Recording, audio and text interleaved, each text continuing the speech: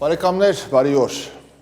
Վերջին տարիներին Հայաստանում անցկացված ընտրական գործընթացները բացահայտեցին մի պարզ խնդիր, որի մասին երկար ժամանակ խոսվում էր կուլիսներում, սակայն որը հիմա դարձել է իրոք պետական անվտանգության, ժողովրդավարության եւ իրոք արդարության հարց։ Ինչի մասին է խոսքը։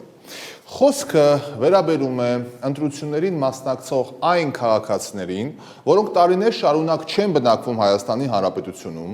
իրենց կյանքը, աշխատանքը, երեխաների ապագան, շահերի կենտրոնը տեղափոխվել է մեկ այլ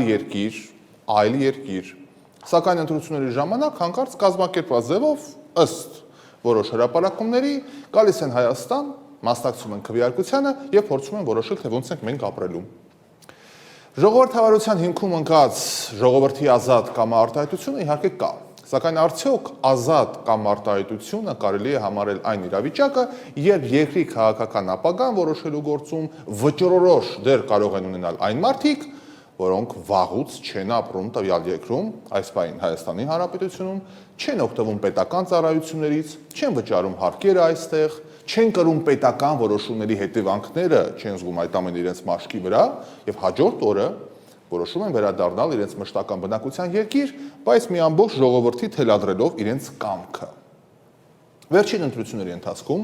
բազմիցս հրապարակումներ, տեղեկություններ եղան, տեսանյութեր եղան Զվարթնոտ օդանավակայանից, հյուսիսային, ցամաքային անցակետերից, որոնցից կարծես թե երևում է, որ արտերկրից կազմակերպված խմբերով Հայաստան են ժամանել որոշ քաղաքացիներ, նրանց շատերը, իդեպ դա ենթադրություն չէ, դա փաստ է, Զվարթնոտ օդանավակայանում լրագրողները հարց էին տալիս, ինչի եք եկել, ոնց եք եկել, չէին է թաքցնում, որ եկել են կոնկրետ քաղաքական ուժի օգտին քվեարկելու են եւ ընտրություններից մի քանի ժամ անց նույն օրը երեկոյան հեռանալու են երկրից։ Այդ դրվագները կարծում եւս հիշում եք։ Սա ընկերներ, իրավական տեսանկյունից գուցե թույլատրելի է, որևէ հանցանք չկա, բայց գործող օրենսդրությամբ կամ քաղաքական բարոյական տեսանկյունից սա լուրջ հարցեր է առաջացնում։ Դարապես փոքրաթիվ բնակչություն ունեցող փոքր պետությունների համար նման երևույթները կարող են ունենալ առանձնահատուկ վտանգավոր հետևանքներ։ Ընդհանրապես մի քանի հազար, տասնյակ հազար մարդ արտերկրից ուղղորդվի դեպի երկրի ներս, փաստորեն էական ազդեցություն կարող է ունենալ ընտրությունների վրա։ Փաստորեն ստացվում է, որ Հայաստանում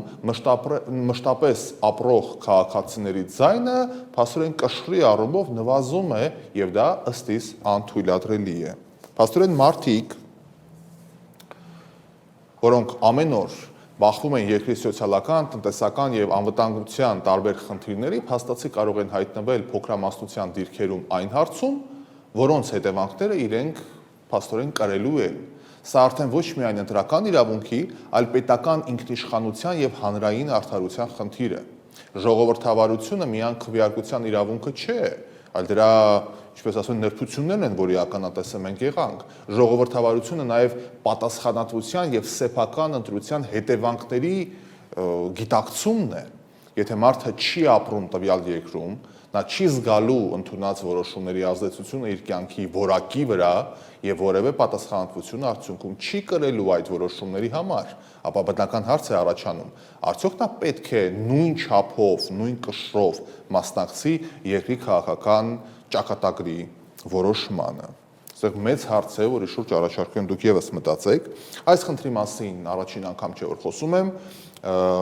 ընտրություններից առաջ, ամիսներ առաջ մինչև պաշտոնական քարոզարշավը բազմիցս այս մասին խոսել եմ տարբեր հարթակներում, մեր Լոս Անջելեսի ռադիոկայանի եթերում, Արմուզիկ ռադիոյի եւ մի քանի դրվագներ եմ առանձնացրել, որը ներկայացնում եմ ձեր դատին։ Այս ընտրության արդյունքը, որը կիմանանք արդեն բան չմնաց, ինչ մի երկու օրից սա պարզ կլինի, հուսամ սառը ցնցուղ կլինի շատ-շատերի համար, որ հասկանան պետությունը հարցականի տակ դնել չի կարելի։ Սա դիվերսիա է եւ դիվերսիան պիտի կանխվի իշխանության կողմից, պիտի իրոք ձեր ասացի պես, այն մարդիկ ովքեր,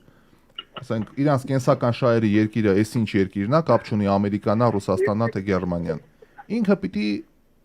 քաղաքացին պահի, բայց ընտրելու իրավունք չունենա։ Այդքան բան։ Սա մի դրվագ, դրանից օրեր առաջ եւս մի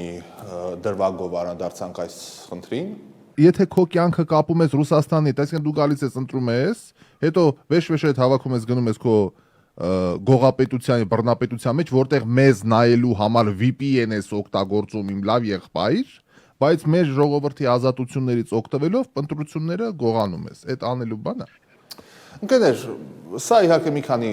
դրվագներն էր։ Ես տարիներ շարունակ պնդել եմ, որ Հայաստանի Հանրապետության ընտրություններին պետք է մասնակցեն նախ եւ առաջ այն քաղաքացիները, որոնց կյանքի, աշխատանքի եւ ամեն ինչի շահերը կենտրոնացած են Հայաստանի Հանրապետությունում։ Ոչ թե այն պատճառով, որ արտերկրում ապրող մեր հարգարժան, մեր սիրելի հայրենակիցները պակաս հայրենասեր են, պակաս մտահոգ են, ոչ, Քավլիցի, խնդրում եմ ճիշտ հասկացեք։ Միայն այն պատճառով եմ ես սա պնդում, որովհետև պետության կառավարման հետևանքները առաջին հերթին կրում են նրանք, ովքեր ապրում են Հայաստանում, վճարում են հարկեր Հայաստանում, օգտվում են պետական ծառայություններից այստեղ եւ բախվում են երկրի սոցիալական եւ անվտանգային խնդիրներին եւ ամեն օր զգում են իշխանությունների որոշումների ազդեցությունը իրենց մաշկի վրա։ Ամենայն հարգանքով բոլորին, ես էլ եմ երկքաղաքացի, բայց կարծում եմ այն մարդիկ, ովքեր ապրում են Հայաստանում եւ իրենց կենսական շահերի երկիրն է Հայաստանի Հանրապետությունն եւ իրենց երեխաների ապագանել են կապում Հայաստանի Հանրապետության հետ, նրանց խոսքը պետք է վճռորոշ լինի։ Ուրախությամբ պիտի նշեմ, հուսամ սա պատահական չէ եւ փոքրիկ այսպես չափաբաժին նաեւ մեր եթերները ունեն այս պատմության մեջ, որ վերջին օրերին ակտիվորեն քննարկվում է ընտրական ցենզի ներդրման գաղափարը։ Քաղաքացիական պայմանագիր խմբակցության ղեկավար Հայկ Կոնջորյանը հայտարարություն է տարածել, ըստ որի ընտրելու իրավունք ունենալու համար քաղաքացին վերջին 1 տարվա ընթացքում պետք է առնվազն 6 ամիս բնակվի Հայաստանի Հանրապետությունում եւ կարելի է գնահատել որպես փորձ լուծելու տարիներ շարունակ կուտակված այս խնդիրները։ Սա իհարկե դեռ ընդունված օրենք չէ, սա նախագիծ է, որի շուրջ քննարկվում են եւ այս թեմայի շուրջ ժամեր առաջ նախագծի մասին խոսեց նաև պատգամավոր Վահագն Ալեքսանյանը, եւս ասեց, որ սա դեռ քննարկման փուլում, այդտեղ ժամկետներն են ճշտում, բայց այն, որ խնդրին կարծես թե լուծում են ուզում տալ, շատ այդպես դրական, հա, ինչ որ հույս է արտացնում։ Այս մոտեցման հիմքում ընկած է շատ պարզ տրամաբանություն։ Պետության ապագան պետք է ձևավորեն այն քաղաքացիները, որոնց կյանքի, աշխատանքի եւ շահերի հիմնական կենտրոնը գտնվում է այստեղ։ Նրանք, ովքեր ամեն օր ապրում են այստեղ, վճարում են հարկեր, ինչպես ասացի, ծառայում են բանակում, բախվում են տնտեսական դժվարություններին, կրում են պետական քաղաքականության հետևանքները, պետք է ունենան առաջնային դեր երկրի զարգացման ուղղությունը որոշելու համար, այլ ոչ թե գանք ընտրենք, գնանք, տղերք, դուք ինչ ուզում եք արեք, մենք կարևորը մեր գործը արել ենք։ Ոչ։ Իհարկե, այս առաջարկը նաև ունի որոշակի հակառակորդներ, դա եւս տրամաբանական է, որոնք պնդում են հակառակորդները, որ Հայաստանի Հանրապետության յուրաքանչյուր քաղաքացի անկախ բնակության վայրից պետք է ունենա ընտրելու իրավունք։ Ավելին ասեմ, ես որպես 15 տարի Հայաստանից դուրս ապրող, հա, Միացյալ Նահանգներում ապրող մարդ, պետք է ասեմ, որ մեր համայնքում, մասնավորապես Լոս Անջելեսում, այսպիսի կարծիք կար, որ իսկ ինչու Լոս Անջելեսի հայերը չեն կարող մասնակցել ընտրությանը կամ Սփյուռքի հայերը ինչպես չեն կարող մասնակցել։ Դուք պատկերացնում եք, մենք որպես ազգ, որ մոտ 3 միլիոն բնակչություն ունի այստեղ եւ մեծ մասը ապրում է Սփյուռքում, որոշեն, որ քաղաքացիություն են ձեռք բերելու, բայց ամեն դեպքում ապրելու են տարբեր գաղթօջախներում եւ հանկարծ որոշեն մասնակցել ընտրության եւ նրանց տրվի այդ հնարավորությունը դրսից, այսինքն մոտավորապես 6-7 միլիոն մարդ որոշի դրսից մասնակցի ընտրության։ Դուք պատկերացնում եք ինչ կլինի Հայաստանի Հանրապետության քաղաքական օրակարգը։ Այսինքն մարդիկ, ովքեր ընդհանրապես Հայաստան գուցե չեն եկել կամ երկար ժամանակ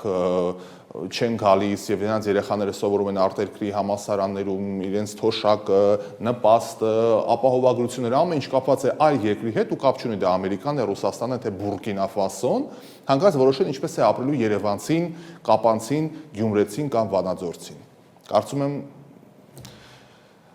հեռանկարները պատկերացնում եք ինչպեսին կարող են լինել։ Ուստի նույնիսկ այս դեպքում անհնար է անտեսել հիմնական հարցը։ Արդյոք արդար է, երբ Հայաստանի բնակիչների ապագան որոշելու հարցում հավասար ազդեցություն ունեն մարդիկ, որոնց առօրյան շահերն ու պատասխանատվությունը գտնվում են այլ պետության տարածքում։ Աշխարհի բազմաթիվ երկրների տարբեր օրենքներ, տարբեր ձևերով կարգավորումներ են փորձում մտցնել այս հարցում, սահմանելով բնակչության ժամկետի պահանջներ, ընտրական գրանցման հատուկ մեխանիզմներ կամ երկրի ներսում բնակվող քաղաքացիների սահմանափակումները, այսինքն պետք է ժամկետ ներկայացնես, քանի ամիս ես այս երկրում ապրում եւ եթե այսքան ժամանակից քիչ ես ապրում, ընտրելու իրավունք չես կարող ունենալ։ Ինչպես ասացի, սա դեռ քննարկման փուլում է, հետեւաբար նման քննարկումը ոչ թե ժողովրդավարությունից հրաժարվելն է, այլ ժողովրդավարության որակի բարձրացման փորձն է։ Հայաստանը կանգնած է շատ կարևոր ընտրության առաջ, կամ շարունակելու ենք պահպանել մի համակարգ, որտեղ երկրի ապագան կարող է վճռորոշ դեր խաղալ եւ ազդեցության տակ ընկնել այն մարդկանց կողմից, ովքեր վաղուց դուրս են մնացել երկրի հասարակական բարոյական կյանքից, կամ կձևավորենք ավելի արդար եւ պատասխանատու ընտրական համակարգ, որտեղ որոշիչ ձայնը պատկանում է նրանց, ովքեր ապրում են Հայաստանում եւ իրենց մաշկի վրա զգում են յուրաքանչյուր քաղաքական որոշման հետևանք։ Ուստի վերջին ընտրությունները, հարգելի բարեկամներ, հստակ ցույց տվեցին, որ խնդիրը իրոք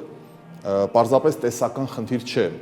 այն իրական է, այն շոշափելի է, այն անմիջական ազդեցություն ունի Հայաստանի պետության ու պետականության վրա, մեզ վրա, բոլորիս վրա։ Հետևաբար ընտրական ցենզի շուրջ քննարկումները պետք է դիտարկվեն ոչ թե որպես քաղաքական պայքարի հերթական ինչ-որ դրվագներ, այլ որպես ազգային անվտանգության, ժողովրդավարական արդարության եւ պետական պատասխանատվության հարց։ Հայաստանի ապագան պետք է որոշեն առաջին հերթին նրանք, ովքեր ապրում են այստեղ։ Մնացածը, ինչպես ասում է, արդեն էմոցիաներ են։